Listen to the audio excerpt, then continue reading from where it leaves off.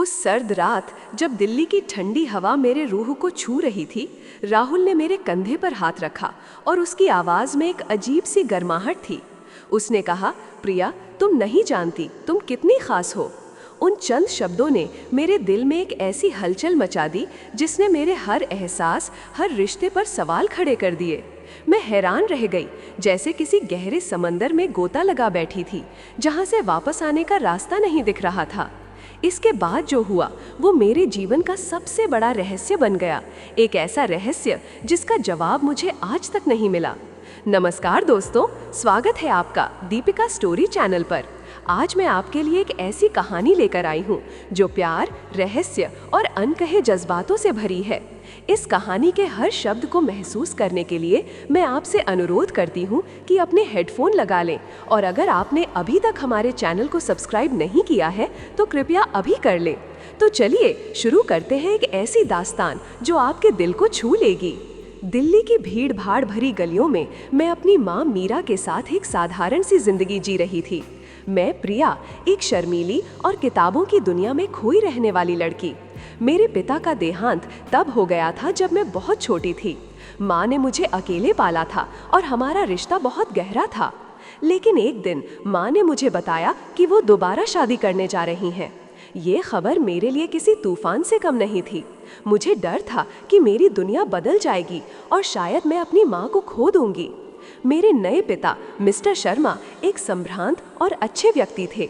उनकी एक ही बेटी थी, मिस टोनिया। संतान थी राहुल। राहुल मुझसे 2 साल बड़ा था और उसे मैंने पहली बार अपनी माँ की सगाई पर देखा था। वो शांत, गंभीर और अपनी ही दुनिया में खोया रहता था। उसकी आंखें गहरी और रहस्यमयी थीं, जिनमें एक अजीब सी चमक थी। मुझे याद है, पहली मुलाकात में उसने बस एक हल्की सी मुस्कान दी थी और फिर अपनी जगह बैठ गया था। मेरे मन में ढेर सारे सवाल थे। क्या वो मुझे पसंद करेगा? क्या हम कभी भाई बहन की तरह रह पाएंगे? शादी के बाद हम मिस्टर शर्मा के बड़े से घर में रहने आ गए।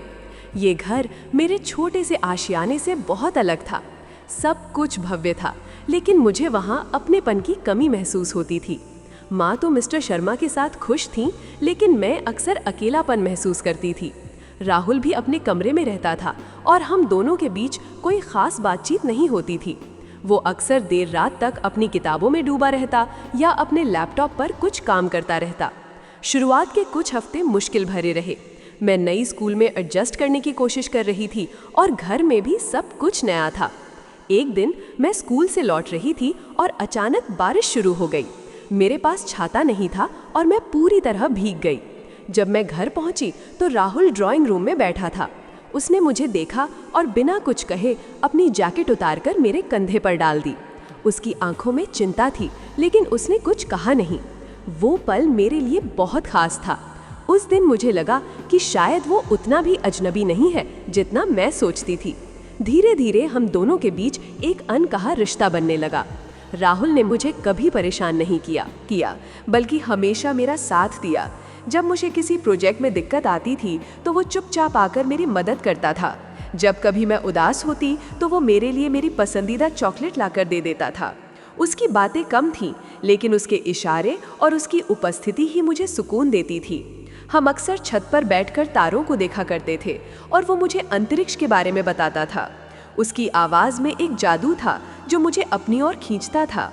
राहुल बहुत पढ़ाकू था और पढ़ाई में मेरी काफ़ी मदद करता था। 10वीं के बोर्ड एग्ज़ाम्स में जब मैं बहुत तनाव में थी तो वो रात भर मेरे साथ जागता था। मुझे याद है, एक रात मैं मैथ्स के एक सवाल में उलझकर रोने लगी थी। राहुल ने धीरे से मेरे सर पर हाथ फेरा और कहा, प्रिया, तुम बहुत मेहनत करती हो, हार मत मानो, बस एक बार और कोशिश करो। उसकी उस बात ने मुझे हिम्मत दी और मैं उस सवाल को हल कर पाई। उस दिन मुझे लगा कि राहुल सिर्फ मेरा सौतेला भाई नहीं, बल्कि मेरा सबसे अच्छा दोस्त भी है।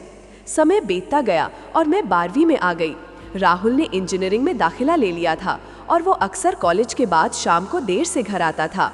लेकिन जब भी वो घर आता, वो एक बार मेरे कमरे में आकर पूछता, सब ठीक है ना? उसकी ये छोटी सी आदत मेरे दिल को छू गई थी। मुझे अब उसकी आदत हो गई थी। उसकी मौजूदगी मुझे सुरक्षित महसूस कराती थी। हमारी दोस्ती धीरे धीरे एक अलग मोड़ ले रही थी। मुझे याद है, एक बार हम दोनों एक पारिवारिक शादी में गए थे। मैंने एक खूबसूरत लहंगा पहना था और जब मैं तैयार होकर राहुल के पास से गुजरी तो उसने पलटकर मुझे देखा। उसकी आंखों में एक पल के लिए हैरानी और प्रशंसा का भाव था जो मैंने पहले कभी नहीं देखा था। उसने बस इतना कहा, बहुत अच्छी लग रही हो। लेकिन उसकी आवाज़ में कुछ ऐसा था जिसने मेरे दिल की धड़कनों को तेज कर दिया था। उस रात जब हम डांस फ्लोर पर थे तो अचानक हमारा हाथ टकराया। एक हल्की सी छुअन, लेकिन ऐसा लगा जैसे मेरे पूरे शरीर में बिजली दौड़ गई हो। उस पल मुझे एहसास हुआ कि राहुल के लिए मेरी भावनाएं सिर्फ एक बहन की नहीं है, ये कुछ और था, कुछ ऐसा जो मुझे डराता भी था और आकर्षित भी करता था। ये एहसास मुझे अंदर से कचोटता था। मैं जानती थी कि ये गलत है, एक सौतेले भाई के लिए ऐसी भावनाएं रखना पाप है, लेकिन दिल पर किसका जोर चलता है। मैं उसकी एक झलक पाने को तरसती थी, उसकी आवाज़ सुनने के लिए बेचैन रहती थी। जब वो आसपास नहीं होता था तो मुझे अधूरापन महसूस होता था। मैंने अपनी इन भावनाओं को दबाने की बहुत कोशिश की, लेकिन वे हर गुजरते दिन के साथ और मजबूत होती जा रही थी। कॉलेज का समय आ गया था। मुझे मुंबई के एक प्रतिष्ठित कॉलेज में दाखिला मिल गया। राहुल भी वहीं से अपनी इंजीनियरिंग पूरी कर रहा था। ये मेरे लिए एक मिश्रित एहसास था। एक तरफ मैं खुश थी कि मुझे उससे दूर नहीं जाना पड़ेगा, वहीं दूसरी तरफ मैं डर रही थी कि हमारी नज़दीकियां कहीं और न बढ़ जाएं। मुंबई का नया शहर, नए दोस्त और एक नई आज़ादी। लेकिन मेरे दिल का एक कोना हमेशा राहुल के लिए धड़कता था। मुंबई में हम अक्सर कॉलेज के बाद कैफ़े में मिलते थे या वीकेंड पर शहर घूमने जाते थे। हमारी बातें अब और गहरी हो चुकी थीं। हम अपने सपनों, अपनी चिंताओं और अपने डर के बारे में बात करते थे। एक शाम हम मरीन ड्राइव पर बैठे थे। सूरज ढल रहा था और आसमान नारंगी रंग से सराबोर था। मैंने राहुल से पूछा, राहुल, तुम्हें क्या लगता है, प्यार क्या होता है? उसने थोड़ी देर सोचा, फिर मेरी आंखों में देखकर कहा, प्यार वो है प्रिया, जब किसी की खुशी तुम्हारी खुशी बन जाए और उसका दर्द तुम्हारा दर्द, जब तुम उसके बिना खुद को अधूरा महसूस करो। उसकी उन बातों ने मेरे दिल पर दस्तक दी। मुझे लगा कि वो मेरे ही जज्बातों को शब्दों में बयां कर रहा था। एक दिन कॉलेज में मेरा एक बहुत महत्वपूर्ण प्रोजेक्ट फेल हो गया। मैंने उस पर बहुत मेहनत की थी और मैं पूरी तरह टूट गई थी। मैं लाइब्रेरी के एक कोने में बैठकर रो रही थी जब राहुल वहाँ आया। उसने मुझे देखा और बिना कुछ कहे मेरे पास आकर बैठ गया। उसने मुझे अपनी बाहों में भर लिया और मैंने उसके कंधे पर सर रखकर खूब रोया। उसके मजबूत बाहों में मुझे इतनी शांति महसूस हुई जितनी कभी नहीं हुई थी। जब मैं थोड़ी शांत हुई तो उसने धीरे से मेरा चेहरा उठाया, मेरी आंखों से आंसू पोंछे और मेरी आंखों में गहराई से देखते हुए कहा, प्रिया, तुम नहीं जानती तुम कितनी खास हो। तुम्हारे अंदर इतनी हिम्मत है, इतनी लगन है। ये एक छोटा सा फेलियर तुम्हारी पहचान नहीं है, तुम इससे बहुत बड़ी हो। उसके उन शब्दों ने मेरे दिल में एक तूफान ला दिया। उसकी आवाज़ में जो गंभीरता और भावनाएं थीं, वे सिर्फ एक भाई की नहीं हो सकती थीं। उसकी आंखें जो हमेशा कुछ रहस्य छुपाए रखती थीं, उस पल इतनी खुली और भावुक थीं कि मैं उनकी गहराई में डूब गई। मुझे लगा कि उसने अनजाने में ही सही अपने दिल के बात कह दी थी। मेरा पूरा शरीर कांप रहा था। मैं हैरान रह गई। उसके इन शब्दों ने मुझे सब कुछ पर सवाल उठाने पर मजबूर कर दिया। क्या वो भी मेरे लिए वही महसूस करता था जो मैं उसके लिए करती थी? क्या ये रिश्ता जो हमें दुनिया की नज़रों में भाई बहन का था, अंदर से कुछ और था? उस रात मैं सो नहीं पाई। राहुल के शब्द मेरे कानों में गूंज रहे थे, तुम नहीं जानती तुम कितनी खास हो। मैंने अपने रिश्ते को फिर से सोचना शुरू किया। उसकी हर छोटी बड़ी हरकत, उसकी हर मुस्कान, उसकी हर छुअन, क्या उन सब में कोई छुपा हुआ मतलब था? मैं उलझन में थी। मुझे समझ नहीं आ रहा था कि मैं क्या करूं। क्या मुझे उससे इस बारे में बात करनी चाहिए? लेकिन अगर मैंने ऐसा किया तो सब कुछ बदल जाएगा। हमारे बीच की ये अनकही केमिस्ट्री या तो एक खूबसूरत रिश्ते में बदल जाएगी या फिर हमेशा के लिए टूट जाएगी। अगले कुछ दिनों तक हम दोनों के बीच एक अजीब सी खामोशी छा गई। राहुल भी शायद मेरे बदलते हुए व्यवहार को महसूस कर रहा था। हम दोनों एक दूसरे से नजरें चुराने लगे थे। वो पल जब उसने मुझे खास कहा था, हमारे बीच एक अदृश्य दीवार बन गया था। मैं हर पल उसके पास जाना चाहती थी, उसे गले लगाकर पूछना चाहती थी कि उसके दिल में क्या है, लेकिन मैं डरती थी। इस रिश्ते की मर्यादा, समाज की बंदिशें, ये सब मुझे रोक रहे थे। एक हफ्ते बाद एक ऐसी घटना घटी जिसने मेरी दुनिया को हमेशा के लिए बदल दिया। एक सुबह जब मैं कॉलेज जाने के लिए तैयार हो रही थी तो माँ मेरे कमरे में आईं।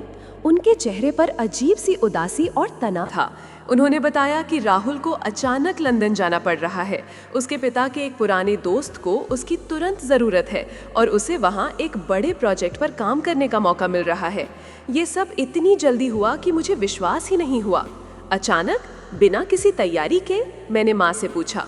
माँ ने बस इतना कहा कि ये सब बहुत अर्जेंट था और राहुल भी बहुत परेशान था। मुझे याद है, राहुल घर से निकल रहा था। मैंने उसे रोकने की कोशिश की, उससे बात करनी चाहिए। उसकी आंखों में भी वही दर्द था जो मेरे दिल में था। उसने एक पल के लिए मुझे देखा। उसकी आंखें नम थीं, लेकिन उसने कुछ कहा नहीं। बस एक पल के लिए उसने मेरे हाथ को थामा और फिर दरवाजे से बाहर निकल गया। मैं उसके पीछे भागी, लेकिन वो गाड़ी में बैठकर जा चुका था। मैं उसे आवाज़ देती रही, लेकिन वो बस दूर होता गया। मुझे लगा कि मेरा दिल टूट गया है। वो बिना कुछ कहे चला गया था। उसके वे शब्द, तुम नहीं जानती तुम कितनी खास हो, मेरे कानों में गूंज रहे थे और अब वो मेरे जीवन का सबसे बड़ा रहस्य बन गया था। वो क्यों चला गया? क्या उसकी बातों का कोई और मतलब था? क्या वो मुझे छोड़कर जाना चाहता था या उसे मजबूरन जाना पड़ा था? मैंने अपने सौतेले पिता मिस्टर शर्मा से राहुल के बारे में पूछने की कोशिश की, लेकिन वो भी अजीब से व्यवहार कर रहे थे। उन्होंने बस इतना कहा कि राहुल अपनी मर्जी से गया है और उसे अपने करियर पर ध्यान देना है। लेकिन मुझे उनकी बातों में सच्चाई नहीं लगी। उनकी आंखों में भी एक अजीब सा दर्द और उदासी थी जिसे वो छुपाने की कोशिश कर रहे थे।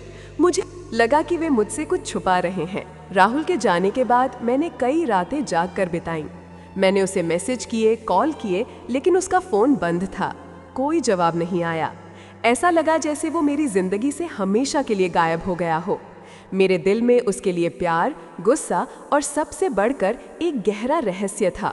मैं हर पल उस रहस्य को सुलझाने की कोशिश करती थी। क्या उसके जाने का संबंध उसके उन शब्दों से था? क्या वो मुझसे भाग रहा था या किसी और चीज़ से? मैंने कॉलेज की पढ़ाई पूरी की, अपनी माँ के साथ रहती रही, लेकिन राहुल की यादें मेरे साथ हर पल रहती थीं।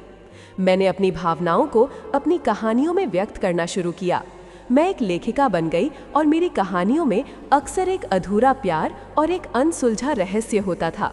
मैंने अपनी सारी कल्पना और अपने सारे दर्द को अपनी कहानियों में उड़ेल दिया। मैं मुंबई छोड़कर बैंगलोर आ गई, जहां मैंने अपनी लेखन की दुनिया में खुद को पूरी तरह डुबो दिया। कई साल बीत गए। मैं अब एक सफल लेखिका थी, लेकिन मेरे दिल का एक कोना अब भी राहुल के लिए खाली था। मैंने कभी किसी और से प्यार नहीं किया, क्योंकि मुझे लगता था कि मेरे दिल में उसकी जगह कोई नहीं ले सकता। मैंने दुनिया भर की यात्रा की, लोगों से मिली, लेकिन राहुल की यादें मुझे कभी नहीं भूलीं। उसकी आवाज़, उसकी मुस्कान और उसके वे शब्द, तुम नहीं जानती तुम कितनी खास हो, मेरे जीवन के सबसे बड़े रहस्य बनकर रह गए थे। एक दिन मैं बैंगलोर के एक बुक फेयर में अपनी नई किताब पर हस्ताक्षर कर रही थी। भीड़ बहुत ज़्यादा थी। मैं लोगों से बात कर रही थी जब अचानक मेरी नज़र एक चेहरे पर पड़ी। वो भीड़ में खड़ा था, दूर से मुझे देख रहा था। उसकी आंखें, उसकी मुस्कान, ये राहुल था। मेरा दिल जोर से धड़कने लगा। मैं अपनी सीट से उठ खड़ी हुई, उसे आवाज़ देने के लिए। मेरा गला सूख गया था। मैंने भीड़ में उसे ढूंढने की कोशिश की, लेकिन वो पलक झपकते ही गायब हो गया था। क्या वो मेरा वहम था? क्या मैं उसे बस अपनी कल्पना में देख रही थी, या वो सचमुच वहाँ था? उस पल मुझे लगा कि मेरा रहस्य कभी सुलझेगा नहीं। वो एक फ्लीटिंग ग्लिम्स था, एक पल की झलक, जिसने मेरे दिल को फिर से उम्मीद से भर दिया था, लेकिन फिर से एक गहरा सवाल छोड़ गया था। वो कहाँ है? क्या वो ठीक है? और सबसे बढ़कर, क्या उसे अब भी मेरे वे शब्द याद हैं? मैं आज भी उस रहस्य के साथ जी रही हूँ। राहुल के वे शब्द, तुम नहीं जानती तुम कितनी खास हो, मेरे जीवन का सबसे बड़ा रहस्य बन चुके हैं। मैं नहीं जानती कि वो कहाँ है या क्यों चला गया था, लेकिन मुझे पता है कि मेरे दिल में उसके लिए जो जगह है वो हमेशा वैसी ही रहेगी। ये एक ऐसा प्यार है जो अनकहा रहा, अधूरा रहा, लेकिन जिसकी यादें मेरे दिल में हमेशा ताज़ा रहेंगी। और शायद यही मेरे जीवन का सबसे खूबसूरत और दर्दनाक रहस्य है। दोस्तों, ये थी प्रिया और राहुल की कहानी, एक ऐसा रहस्य जो आज भी अनसुलझा है। आपको ये कहानी कैसी लगी, हमें कमेंट करके ज़रूर बताएं। अगर आपको ये कहानी पसंद आई हो तो इसे लाइक करें, अपने दोस्तों के साथ शेयर करें और दीपिका स्टोरी चैनल को सब्सक्राइब करना ना भूलें। हम जल्द ही मिलेंगे एक नई कहानी के साथ। तब तक के लिए अपना ख्याल रखें और सुनते रहिए रहें दीपिका स्टोरी।